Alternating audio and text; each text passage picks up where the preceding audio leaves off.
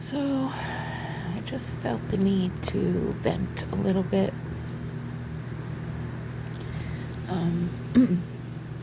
As many of you know, I have been going through homelessness for over 3.5 years now. When I left an abusive relationship and cleaned myself up off of drugs, all culminating then with the COVID pandemic, and it's just been a nonstop roller coaster of moving, losing, suffering, being at the mercy of other people and their homes and environments and schedules and mood swings and living conditions and shelters with dorms and bunks right across from you and 15-minute showers and even nights of sleeping on a park bench and in a porta potty. Like, it's been a lot. And I never gave up. There were many nights that I wanted to, but I never did. And I just kept plugging along and going and like literally walking to work and 45-minute walk and then 8 to 10 hours on my feet and then a 45-minute walk home to earn the money which bought my car last year. Things like that, I'm proud of myself, but at the same time I'm exhausted. And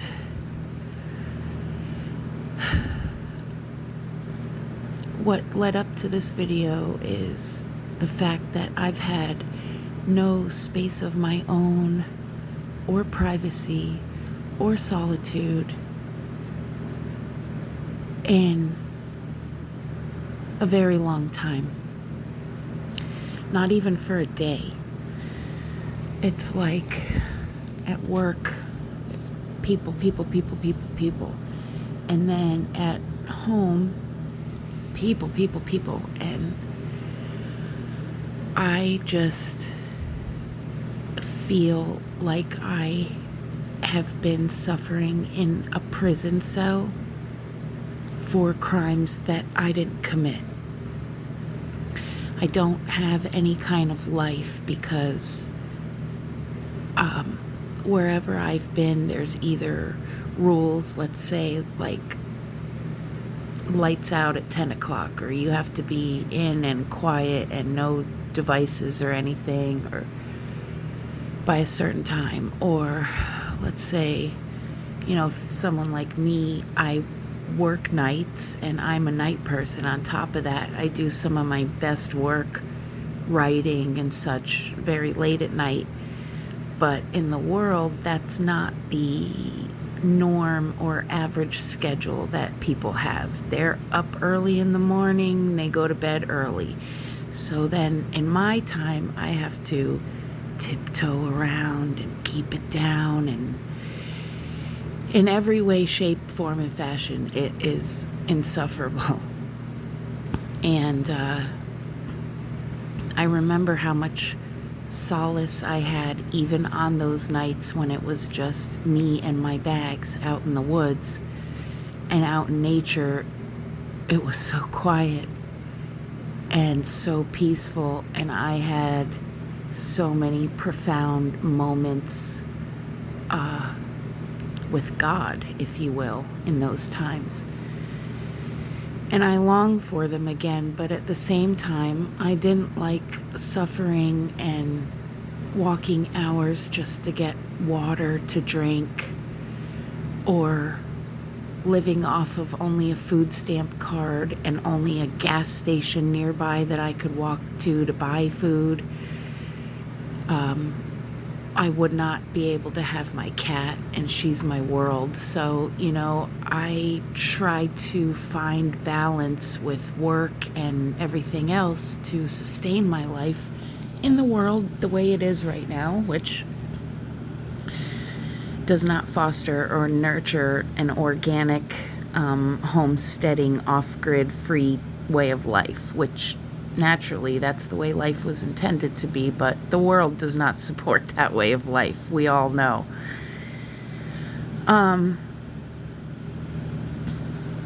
So what led up to this video is, for the first time in over 3.5 years, I had the last 2 days all to myself here in the house. My cousin had to have hip surgery, so he was gone. And I literally cried because it was that profound, and I just stood there in the silence, and I closed my eyes and I reveled in the peace and quiet. And I got so much writing done the other day without one interruption. I was floating on cloud 9 all day. Plus, I happened to be off work that day too, so it couldn't have worked out better. Oh, it was glorious. I took a bath. I was able to leave the bathroom door open, which is something I haven't been able to do. I got to, I know TMI, but walk around. It's hot in Florida, so the less clothing you have on, the better. Let's just put it that way. And I haven't been able to do that in years. I was able to sing, which is something I love to do, but I only do it when I'm in private alone. So I was just able to belt it out with nobody around, and oh, what a glorious release that was too. So I had a lot of healing happen too. Well, that bubble, as everything in my life, was very rare and short-lived before it burst. As of 10 o'clock this morning, when I was jarred out of my sleep to him and his girlfriend, who flew down to help take care of him, came barreling in through the door, slamming the doors, calling, yelling out to each other, and I was like, And then I get up out of bed, and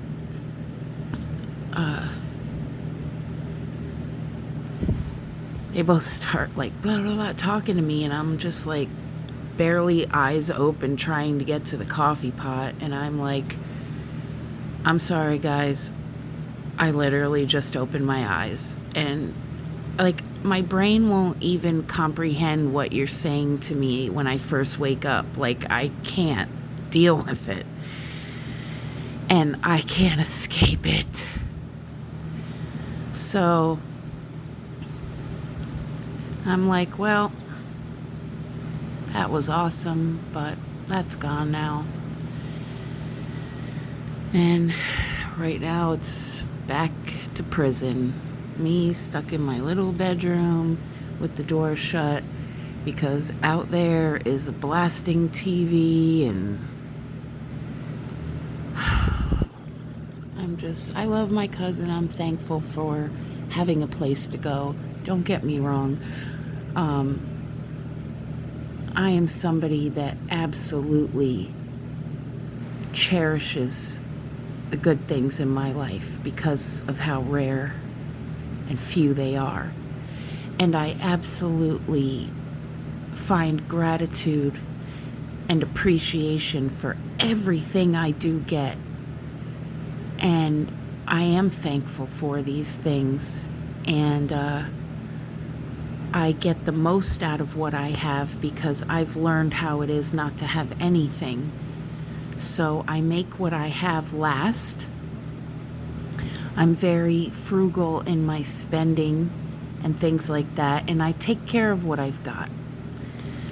So I also find myself to be very considerate of other people and respectful. I am really quiet and I'm purposely that way. Now, if I had my own place when I got home from work late at night, if my music went on full blast, that's probably what I would do, because that's what I like, to just drown out the world with some music sometimes, you know? But, I live respectfully according to other people and their schedules and habits and things like that, but damn if I can find that reciprocal, you know, behavior. I haven't.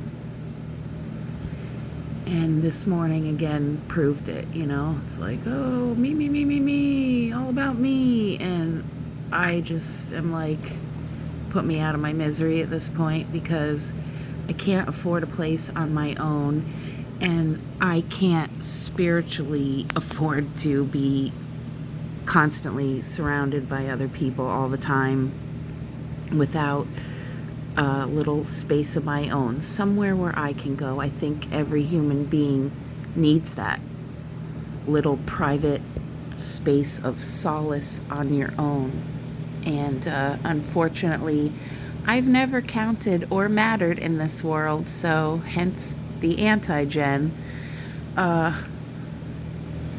You know, so I'm trying to find a way. I've been trying to find a way, and I've literally traversed through hell and high water and rain and snow and sleet and brutal heat in all conditions. And I don't know what it's for at this point, because I wake up in a prison cell. I go to my little menial job. I make barely enough money to feed myself and my cat and survive. And I'm just not too sure what it's all for at this point. But, the big man upstairs keeps me around for some reason. I would just like to know what that is, and maybe find my purpose. But when you have to live your life according to other people all the time, good luck ever finding your purpose. I'm living proof.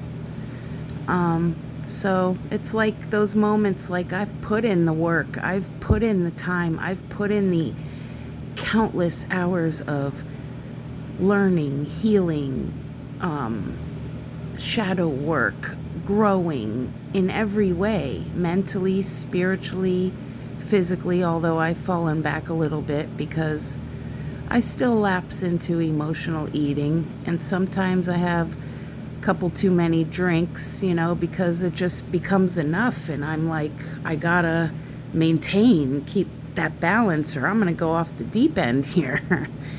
And for me, that's not a good thing. So I was really guided to talk about this, share my experience, and I'm just sick of constant punishments. Literally, it's a punishment every day, and I'm like, a break now would be awesome, and mercy would be awesome at this point. And I've really researched things like homesteads and off-grid living, but I'm by myself, and I don't have resources or means or tools or things like that to build a whole place like that. That would be a pipe dream for me, But at this point, I don't know. A tent out in the woods, even if it cost me my life, sounds quite tempting. I love you guys.